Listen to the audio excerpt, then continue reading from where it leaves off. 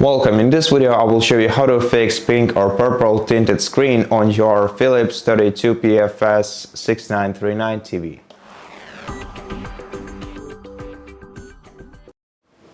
So if you're experiencing this kind of issue on your TV when it's connected to the external device, then first of all try unplugging the HDMI cable from your TV and try reseating it into the same HDMI cable. If this won't solve your issue, then you can unplug it and reset it into the other HDMI port.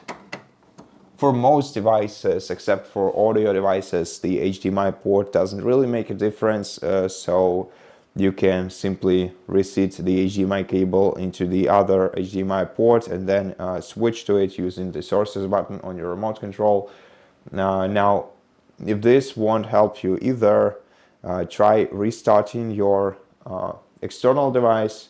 So turn it off and then turn it on again, and then check the HDMI cable quality. So check if it doesn't have any visible damages on it, and eventually if there is no damage, visible damage on your HDMI cable, just try replacing it with a new one. And most probably